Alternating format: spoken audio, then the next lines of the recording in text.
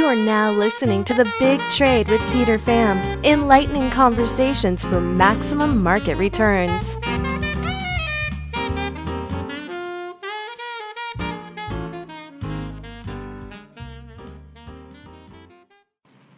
Diego, welcome to the Big Trade series. It's been a while since we've been able to speak, but we're finally making the time to do so. So thanks to the Big Trade series. Maybe you can introduce yourself to the audience. Thanks, Peter. My pleasure. So I'm a mining and petroleum engineer by background.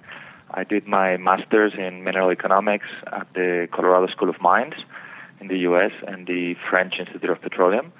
And I've been in commodity sales and trading over the past 20 years, first on the investment banking side with J.P. Morgan, Goldman Sachs, and Merrill Lynch, and more recently on the buy side with my own firm, as well as large global firms, Bluecrest and Dymon Asia. So thanks for having me. Well, it seems like you're in an interesting part in the world right now, right? With Singapore being a major trading hub. What's that experience been like? It's great. For those who don't know Singapore, it looks more like Manhattan, somewhere between Miami and New York. Singapore is portrayed often as the Switzerland of Asia.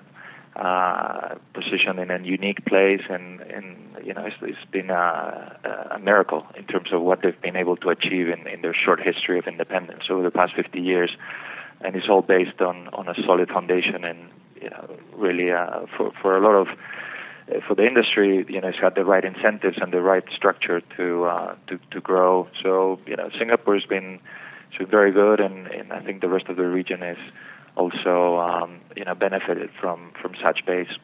Right. So let's take it to some of the content that you've been releasing out recently, or relatively recently, and you discuss about the energy world. What is the energy world, and why is it becoming more flat? I've heard analogies of the world is becoming more flat in terms of global trade and commerce, but how is the energy world being more flat? Yeah, the book was inspired by Friedman's The Energy World is Flat, which basically was published in 2003, and it was a post-mortem analysis of the technological revolution, the internet and stuff. And I felt, it's a book that really marked me at that time in how the bubble was basically changed the world as it allowed a new technology to attract a lot of capital, and then the subsequent blow up of the bubble made that technology available in large scale and at very low prices, which really flattened the world much faster than it would have otherwise been.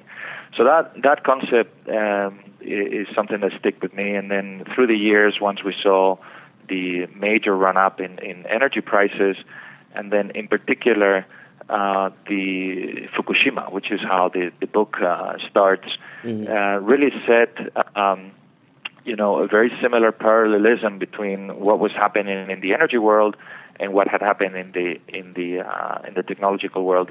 What we mean by the energy world is flat is, well, the starting point is today the energy world is not flat, or it hasn't been for a few decades. And what do we mean by that? We mean two things. First, when you look at the price of crude oil versus natural gas or coal or nuclear or other sources of energy, when you compare them in apples with apples, in terms of calorific equivalence, there's been a very, very significant premium in favor of oil.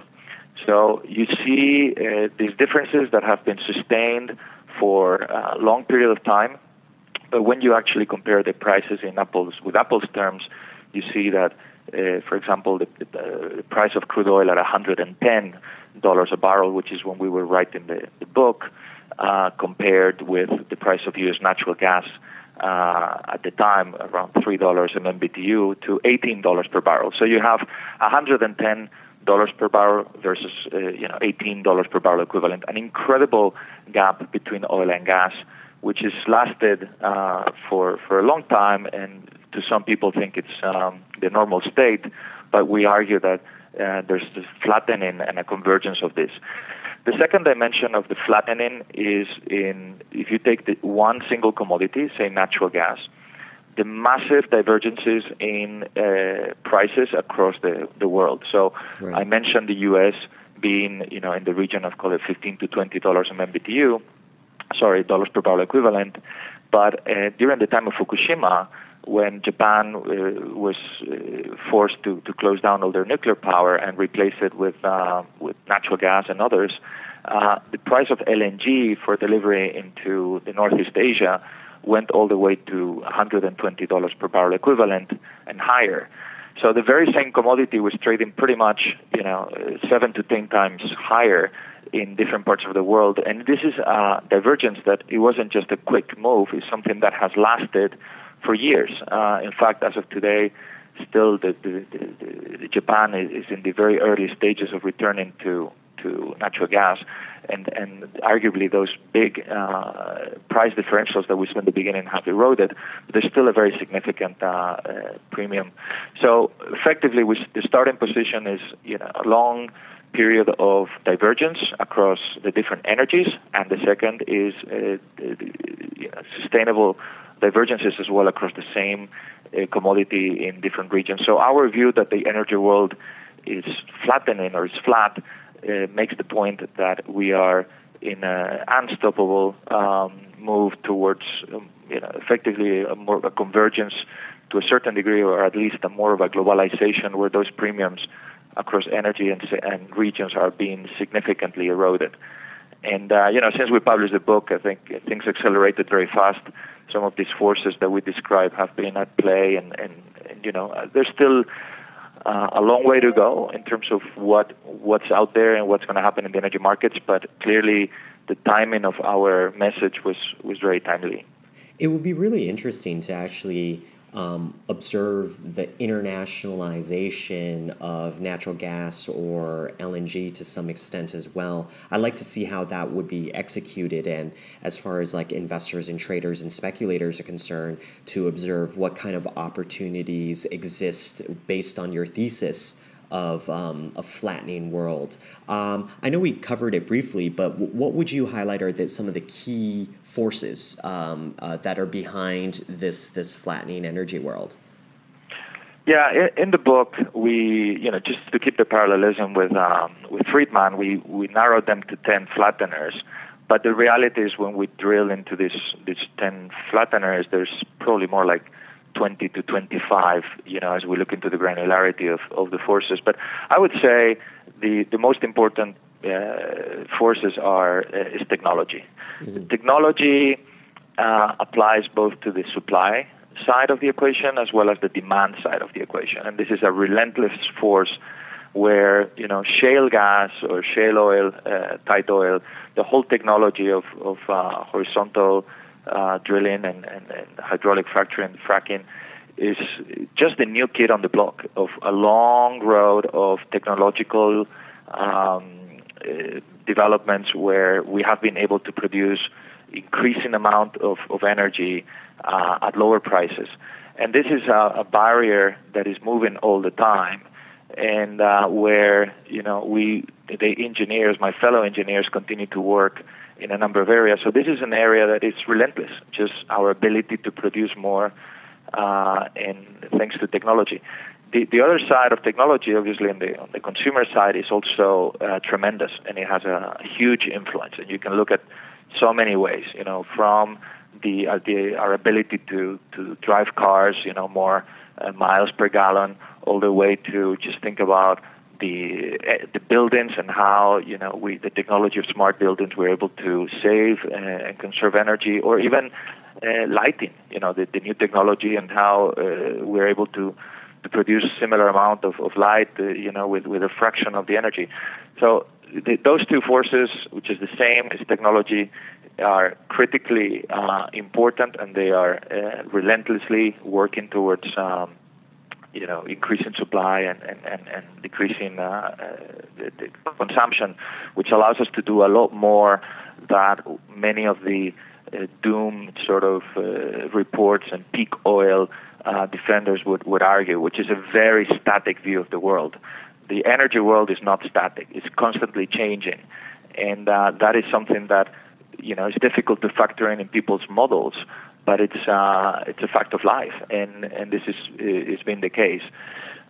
There are multiple other energy flatteners that are worth discussing, but I would say if I had to pick one, it would be the case of technology. I think on this particular time, there's other forces that are related to natural gas and the energy broadband, which is a concept that we've introduced that I think is really worth discussing, as well as a long list of others which range all the way from geopolitics through regulation and many others which we can discuss. Yeah, that's a great segue, and for anyone that wants to see all these other factors, I'm sure they can observe that through your book as well. So in terms of, you just mentioned geopolitics, what is the factor? Every day I'm turning on the news, listening to the merits of sanctions or non-sanctions with all of these countries, watching everything that's happening between China and the United States, and looking at various different policies that are being implemented by these countries on one another. How is geopolitics shaping the overall energy complex? Well, very importantly, it's a big factor, and it has been for decades. The new angle that we brought in is more on the way of saying that the two sides of the geopolitical coin. Historically, when you're sitting on the West, we have a perspective of the bad guys, and I love the quote from Mike Myers where he says, "The bad guy is the good guy of his own movie." And I think here, when you look at when we were writing the book, we were in the midst of the Russia-Ukraine conflict, right. And I thought it's a very good example just to walk you through, because what happens is you have Russia being a very large producer of oil and gas, and Europe being a very large consumer of oil and gas, with Ukraine sitting strategically in the middle. And what happened after the crisis, and this is not the first time, we had an incident before where Russia literally cut the gas on the 1st of January in the middle of the winter. And even if it was just for a few days, it did a lot of damage. But these more recent and more serious developments do two things. First of all, Russia can no longer rely on Europe. And the second thing is Europe can no longer rely on Russia. So what happens is both sides effectively create new investments and new links to try to cover for that relationship. So Russia, first thing they do is they start building pipelines and capacity to the east towards China. They look for LNG in the north. They do a major amount of investment in the form of pipelines, LNG, and different anything they can. Whereas the West, the Europeans do the same thing. They say, okay, I can't take this gas. What shall I do? We start to build LNG and stuff. So what you end up is with a lot of overcapacity, with a lot of insurance on both sides, which invariably means to options for both producers and consumers, which invariably leads to lower, less bottlenecks, lower volatility, and lower prices. So overcapacity, it's true for it's a direct consequence of geopolitics. Go back to the crisis in the 70s. What was the reaction from the West, from the U.S., and there's a long list of things that were done, all the way from building strategic petroleum reserves against the short-term shocks, through reducing the dependency in terms of reducing the consumption and introducing mandates. Even biofuels. The fact that the U.S. is driving on corn is a fact that the U.S. is the Saudi Arabia of corn. So they said, what do we do to become more independent? Or Johnny Carter saying they can't embargo the sun away from us, and just very aggressively embarking into solar at that time, which is taking a few decades to perhaps kick off due to technology. But producers will do anything they can, and so same thing will consumers. And the idea and the perception that producers are in control is not true.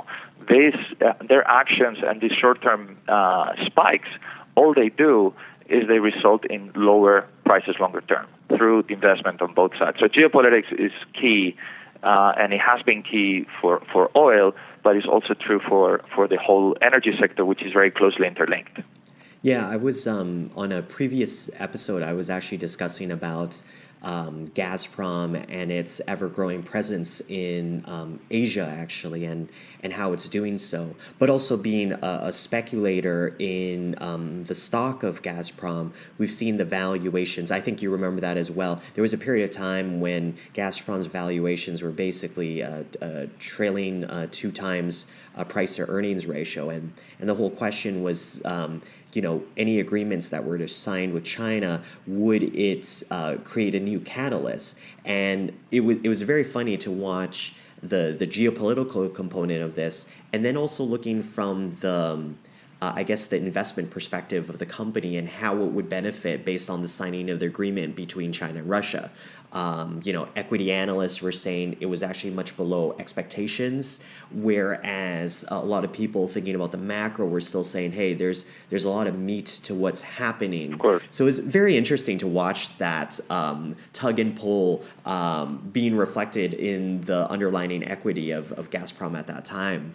But thank you for that recap. Perhaps on this very subject as well, there's been a lot going on in terms of the shale revolution. I just recently was reading about finally the fact that we might actually start seeing some bankruptcies emerging off this mad rush over the last several years.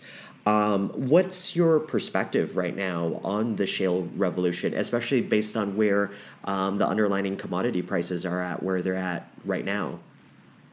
Well, first of all, I think shale is here to stay. Yeah. It's not a fad. It's not it is real, and it has had a very real impact. I think where the market has been not wrong, but where the market's been focused is the past year has been, or it feels like it's OPEC versus shale, simply because shale is the new kid on the block. Now, shale is economical at relatively low levels in the 40s and 50s, and any spike in the price towards 60 or plus, in addition to the contango in the market, is viewed as a fantastic opportunity for producers to hedge, which they have done in the blip up that we had earlier this year. So shale is going to be here to stay. It is currently in the U.S. It's just a matter of time that I think it makes a bigger impact abroad. And it is economical at relatively lower prices. Plus, it's dramatically changed the way in which the oil market works through the energy cycle. But I want to make a very important point. The loser of this move down is not shale. The loser of this battle are the high-cost producers. If you have people that need $90, $100 plus dollars per barrel, these are the guys that are going to be priced out. So, right. One of the calls that we're making is not necessarily very constructive for Canada or even Brazil, who's embarked in this massive ultra-deep oil, or a number of other projects in different parts of the world. So what is interesting is when you look at even the debate that we have seen recently with Alaska and Obama, the very first drop of oil that is expected to come from Alaska is not till 2030. Okay, this is a kind of insurance-driven world where we're living in, where we say, "Oh my God, we live in the perception that there's this impending shortage of oil, and we need to do anything we can." And because the cycles historically have been so long, we're talking 10 to 15 years, people are making these major investments to make sure that we will be okay. Now, shale has changed that in a big way, because the cycle for shale is come off all the way to 3 to 6 months. So you have this massive amount of gas, which you drill, and then it's there ready for the prices to pop up and open. So I think the transformational power of shale is in many, many ways. And I think it's pretty obvious to me who the losers are, which are the high-cost producers, and not necessarily shale itself. Even if, you mentioned, we're finally seeing some bankruptcies. Tell you what, their situation relative to, it becomes access to credit, it becomes leverage, it becomes other factors, and the market obviously, in my view, tends to overshoot sometimes to the downside and to the upside. But I think that from a bigger picture perspective, I would just not think that is necessarily the end of shale by any stretch of the imagination, and let's keep an eye on who the real losers are from this new technology, and that is just, as I mentioned earlier, our ability to produce more at lower prices. And I think shale is only the last kid on the block, and it will not be the last. There's a lot of technology that will continue to come over the next few years. We mentioned Diego, the new frontier of some, on the whole subject of, you mentioned some of the higher cost producers, unconventional forms of extraction, such as Canadian oil sands. I'm actually Canadian, so this is near and dear to my heart. What are your thoughts about the economic feasibility of the oil sands in this instance? I think it's challenging for them simply because of this new shock on the supply side. Mm-hmm. And let me tie up perhaps with what I think is one of the key messages that hasn't been understood yet that we put out on the book, because obviously the move down in oil it's validated some of our thesis, but at the end of the day, what's been happening is you have a battle for supply and a battle for demand. So what is happening today is you see a world where perhaps we were not as tight as we thought, where new technologies have come in and have disturbed the existing supply landscape, and we, whether we like it or not, we have some excess, and this has effectively triggered a point for Saudi in particular, where they had to take a tough choice. Do we keep the oil price at $100? And we see our margin, our share in the market to decrease over time because of all these new people that are coming in, or do we effectively react and we let the market rule out and we price them out, some of the guys? And this is what happened in 1986 after the 80s. Saudi was producing 10+ million barrels, and then they basically said, you know what, we're in control. Let's we see all these new technologies called offshore drilling. We see the North Sea, we see West Africa, we see the Gulf, and yes, we see that the demand has been going down. We have all these mandates, but you know what, we're in control. And the view was, because we're in control, we can cut our production and maintain the price where we want. Now, over the following years, Saudi cut their production from 10 million barrels to 9 to 8 to 7 to 6 to 5, and when they got to 2.2, they said, maybe we miscalculated. And at that point, they said, you know what, let's go back to, at the end of the day, we're the lowest cost producer, let's open the taps, and the rest is history. We had $10 oil, the end of Soviet Union and stuff. So in my view, and I wrote an article about, in October last year called The End of OPEC, it was with a question mark.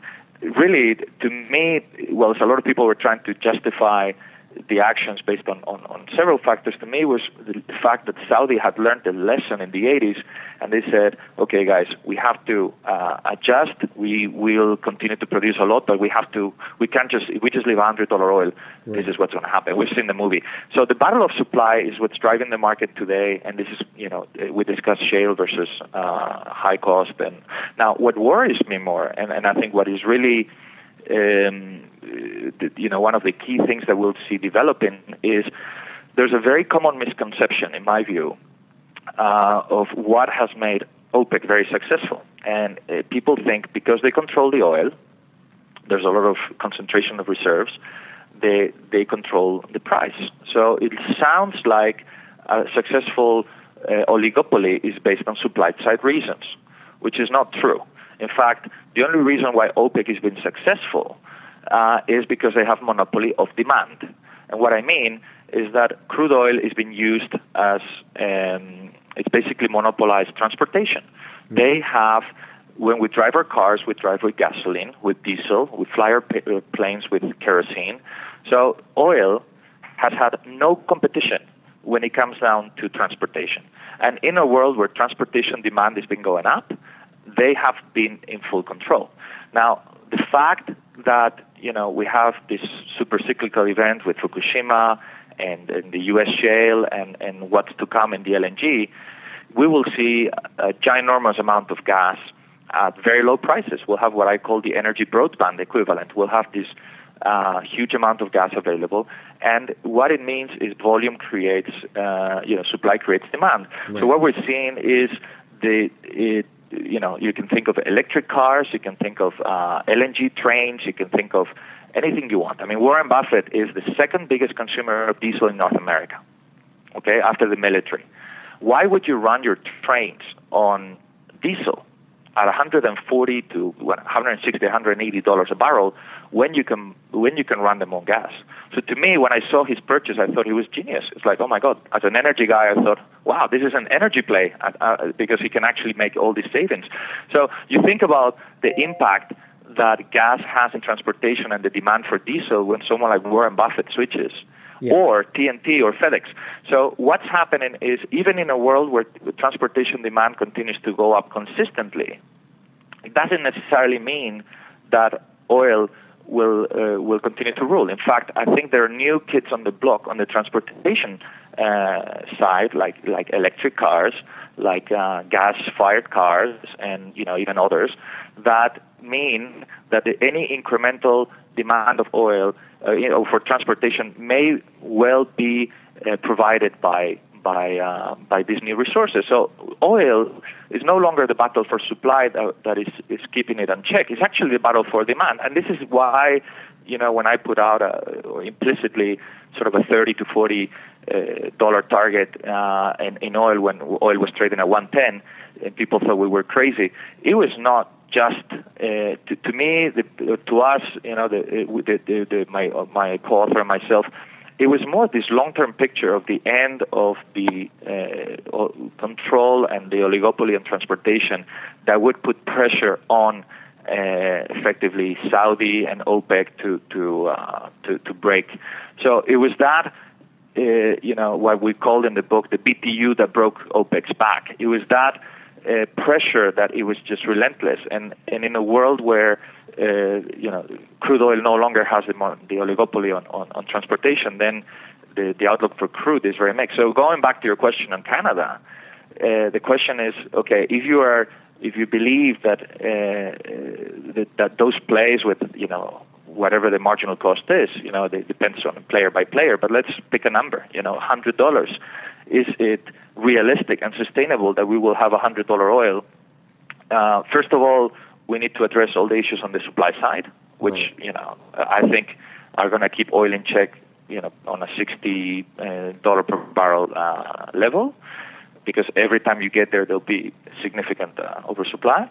And second, given what's happening in other markets like natural gas, where there's hundreds of years of reserves at very low prices with proven technology, then that's going to, in my view, is a bit of a chicken egg in terms of how there'll be more fueling stations, there'll be more stuff that effectively will mean less demand. So that's why I think the picture is complicated for them, and anyone that is making bets based on this is a short-term blip and we're going back to $100, I think needs to reassess. And Diego, well, on that note, thank you very much for covering everything. We've actually gone well beyond the slotted time that we wanted to speak, but I think we pretty much covered everything in terms of this conversation. Perhaps we can resume sometime in the not-too-distant future for this call again. My pleasure. Thank you, Thank Diego. you so much. Okay. We hope you enjoyed this mastermind session. If you'd like to contact Peter Pham or Phoenix Capital, please email info@phx-cap.com.